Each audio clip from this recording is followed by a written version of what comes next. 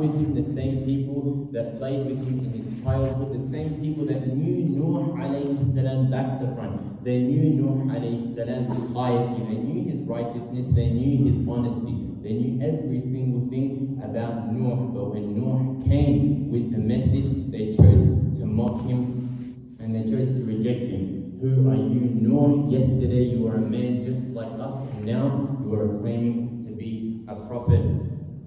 Day in, day out, my dear brothers and sisters, the same faces, the same humiliation Nuh alayhi salam faced, only to find after this many hundreds of years, 950 years, only a few handful from the lower proletariat, lower class, and only those people followed Nuh alayhi salam. My dear brothers and sisters, Nuh alayhi salam, he strove for 950 years, but the majority, they remained firm on their disbelief. They remained firm that they were not going to be resurrected, and they remained firm that they were not going to be held accountable to Allah subhanahu wa ta'ala, until Allah eventually said to Nuh after this many years that the gates of guidance had been closed, and only those people who are with you will be saved, and the other people will be destroyed. And then here is where Nuh alayhi salam, he put his hands up to the heavens and he called out to Allah subhanahu wa ta'ala, and he made his famous dua, Rabbi la tadar ala al-ardi min al-kafirina dayyara. Oh Allah, do not leave a single disbeliever on this earth, because if you do, they will give birth to other disbelievers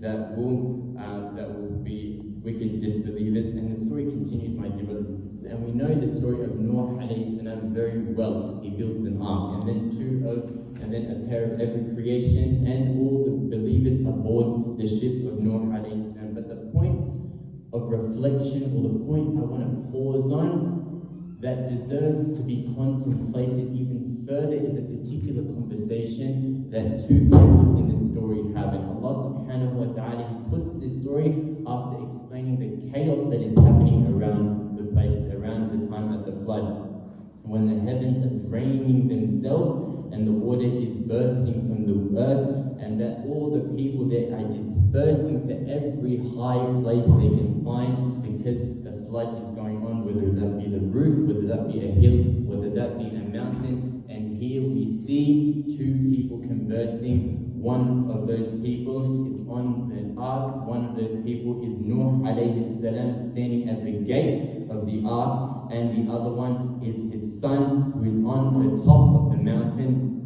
And with imagery and detail, Allah subhanahu wa ta'ala, he zooms in on this conversation, and he says, Nuh alayhi salam, he sees his son, and he says, Ya bunayya urkub ma'ana wa la takum min al-kafirin. Oh my son, aboard this ship, and do not be from amongst the disbelievers. And his son replied, Qala sa'awi ila jabalin ya'asimuni min al-ma'. I have taken refuge, or I have taken protection on this mountain. This mountain will protect me. And Nuh alayhi salam, knowing the destiny or the fate of anyone who does not board the ark of Islam, who does not listen to the command of Allah subhanahu wa ta'ala, who chooses to be on the losing side, who called out to his son, قَالَ لَا عَاصِمَ الْيَوْمَ مِنْ أَمْرِ اللَّهِ إِلَّا مَنْ رَحِمَ, that there is no protector, there is no refuge, there is nothing that is going to save you on this day except from Allah subhanahu wa ta'ala's mercy. And that was the end of the conversation that was given by Allah subhanahu wa ta'ala, because at the end of that, Allah subhanahu wa ta'ala has said, وَحَالَ بَيْنَهُمَا الْمَوْجُ فَكَانَ مِنَ الْمُغْرَقِينَ, that between them, between the speaker and between the one that was on the mountain, the waves came between the both of them, and they ended the conversation, and the one that was on the mountain was drowned. My dear brothers and sisters, the story of Nuh alayhi salam, the entire story is a visual representation of the struggles that the people that call other people to Islam have to endure every single day in and day out. My dear brothers and sisters, sometimes it may be the mockery, sometimes it may be that our family members, those who are close to us, refuse to take our advice and listen to when we give them a call that will bring them closer to Allah subhanahu wa ta'ala.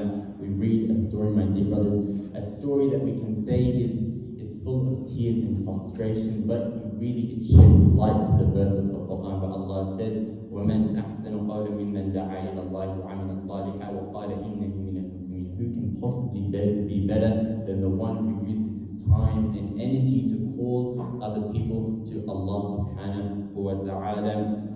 We learn from this story that the best of those people, the winners of this world, are the people that board the ark of Islam, that board the ship of Islam, and that when Allah subhanahu wa ta'ala calls them, they respond by saying, Sami'na wa ata'na, we hear and we obey. And so, how can we live in a country like Australia, like I said, my dear brothers and sisters, that many people do not know about Islam. So how can people board the ship of Islam if we do not invite them, my dear brothers and sisters? أقول قولي هذا وأستغفر الله لي ولكم ولسائر المسلمين فاستغفروه إنه هو الغفور الرحيم.